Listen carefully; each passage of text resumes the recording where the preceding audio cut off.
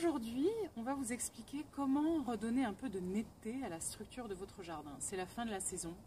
Le jardin a fleuri, il a poussé merveilleusement, etc. Mais du coup, en fait, les allées, les terrasses, etc. sont un peu envahies par les vivaces, si tout s'est bien passé.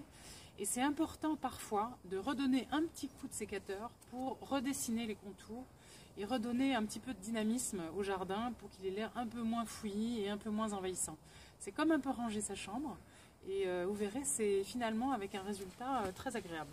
Donc je vous montre. Donc ici j'ai un géranium vivace fort sympathique mais qui dépasse sur mon allée de pavés. Donc en fait je vais suivre la ligne, ça a l'air tout bête comme ça, mais personne n'y pense. Je vais suivre la ligne pour que en fait son feuillage et même sa future floraison reste bien à l'intérieur du massif. Voilà, et donc on a du coup une impression un peu plus nette. Là j'ai un rosier aussi, vous voyez, qui devrait partir sur la tonnelle. Et en fait il y a un rameau qui ne m'intéresse pas, qui part trop à droite, je l'enlève. Donc voilà, vous voyez ici je redessine. Pareil sur cette ligne-là, où ça déborde, eh ben, on n'hésite pas, on taille dans le lard. C'est de la vivace, ça va repousser, pas de panique.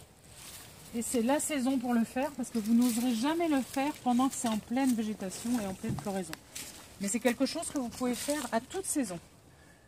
Puisque ça stimule la floraison et le feuillage de la vivace. Donc il ne faut pas hésiter. C'est fait pour les vivaces, c'est fait pour. Donc là vous voyez, je taille et je retrouve une ligne. Je peux même tailler un peu plus à l'intérieur, comme ça donne un peu de marge.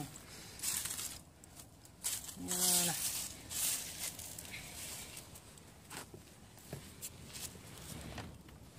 Donc de la même façon que c'est intéressant de redégager un peu les lignes principales du jardin, quand vous avez des vivaces et des arbustes, c'est aussi important de réduire l'empiètement de certaines vivaces pour éviter que les arbustes soient envahis et pour éviter justement le célèbre côté foutoir de la vivace qu'on aime bien de temps en temps, mais pas toujours.